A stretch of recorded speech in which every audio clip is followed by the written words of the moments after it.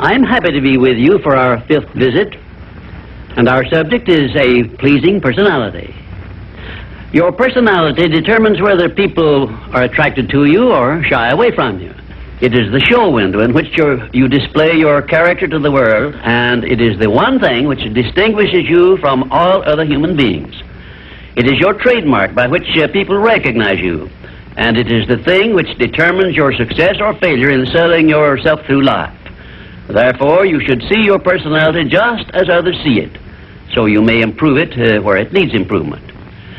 Your personality consists of more than 30 different factors, traits, and characteristics.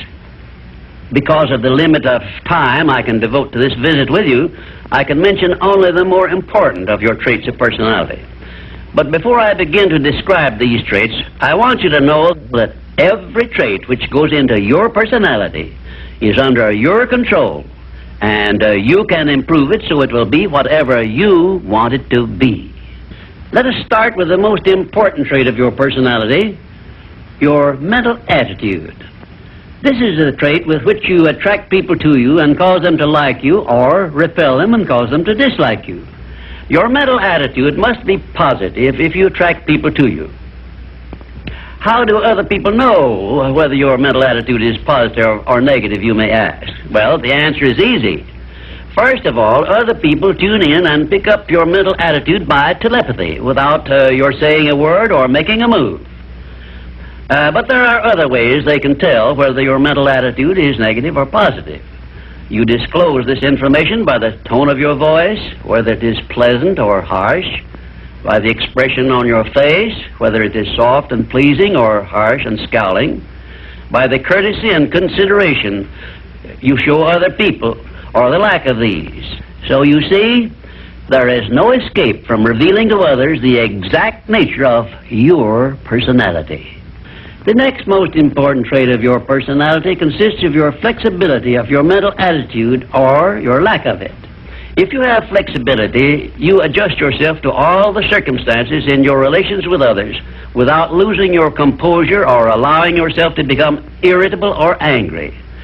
Just remember, if you have flexibility of your mental attitude, it will be impossible for anyone to make you angry or to irritate you without your consent or cooperation. Now, this is worth knowing, isn't it? You cannot control the actions of other people which might justify you in becoming irritated by them, but you can control your reaction to all such circumstances by exercising your trait of flexibility. And you will observe that all people in the higher brackets of success have this flexibility, and they do control their reaction to the influences of other people. The third most important trait of a pleasing personality is the ability to control and direct your emotion of enthusiasm. Enthusiasm is one of the means by which you can give forcefulness to your words, but you must be able to turn it on and off at will as definitely as you can turn on and off water at the spigot. Uncontrolled enthusiasm often makes people boresome. It also may open wide the window to one's mind, through which other people may enter and influence one in ways he does not wish to be influenced. The fourth most important trait of a pleasing personality is a sincerity of purpose. The person who is not sincere in all relationships with others is soon detected and rejected, because no one is attracted to the person who thus endeavors to deceive others. Sincerity is one quality of character which cannot be successfully faked, not even by the most astute rascal or the most efficient actor, because insincerity evermore carries with it some warning sign which other people recognize. You have only to go back into your own experience with insincere people to prove the truth of what I have stated. There are 26 other important traits which give one a pleasing personality, but I do not have time to give them to you in this visit. Now let us turn our attention to some of the common habits which destroy a pleasing personality. Please check yourself as I describe these negative habits, and you may make discoveries about yourself sufficient to enable you to rebuild your entire personality so it will become a master salesman in your behalf. 1. One of the most destructive habits which make one's personality objectionable is that of breaking in and running away with the conversation when others are speaking. And 2, sarcasm, expressed by insinuations and wisecracks which are not so wise, is near the head of the list of habits which give one a negative personality. And 3rd, vanity expressed by either words or actions is sure to make one unpopular. And 4, indifference in listening while others are speaking is sure to be noticed and resented.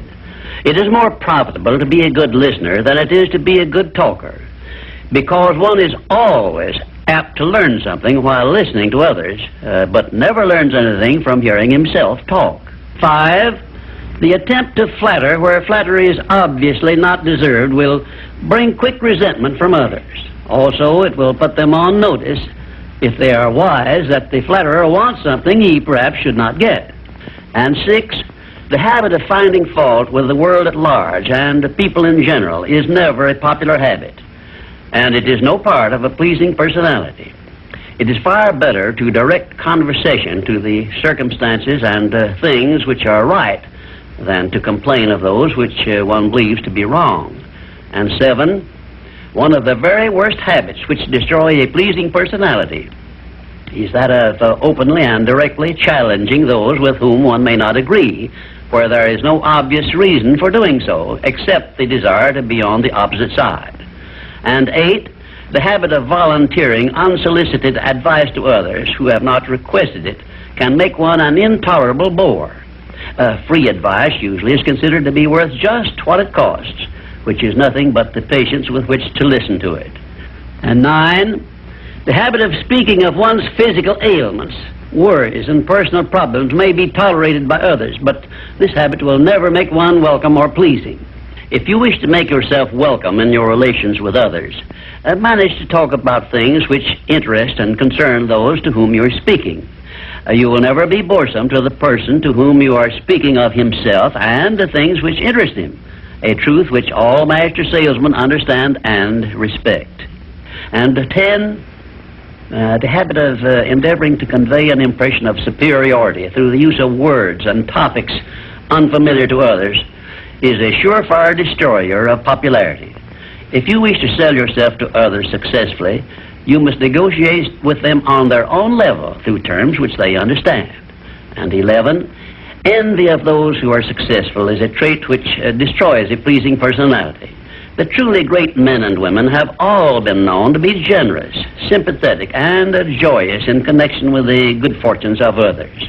And 12, slovenliness in body, posture, and in clothing never attracts but always repels others. Clothes make not the man, as has been said, but they surely give him a mighty good start if they are appropriate and properly worn. Carelessness in body carriage and posture is immediately traceable to a negative mental attitude. If you are free from these 12 common habits which make one unpopular, you probably have a very pleasing personality. There are 5 other negative habits which make one unpopular, which I have not had the time to mention. Remember this, please. If you are not liked by other people, you may be sure there is a reason which you can detect and correct. It is unnatural for one person to dislike another without a cause. Before you can make full use of the master key to success, you will need to make your personality pleasing. This will require courage on your part and honesty with yourself. A pleasing personality stands near the head of the list of assets which make one truly rich. I was impressed with this truth many years ago when I heard Andrew Carnegie say that he paid his right-hand mastermind ally, Charles M. Schwab, $75,000 a year for the services he rendered directly. But he often gave Mr. Schwab a bonus at the end of the year of $1 million for the influence he exerted on his associate workers because of his pleasing personality.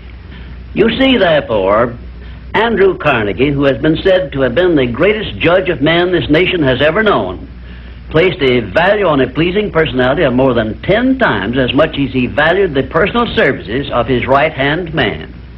Perhaps this will give you a clue that may help you up the market value of your personality.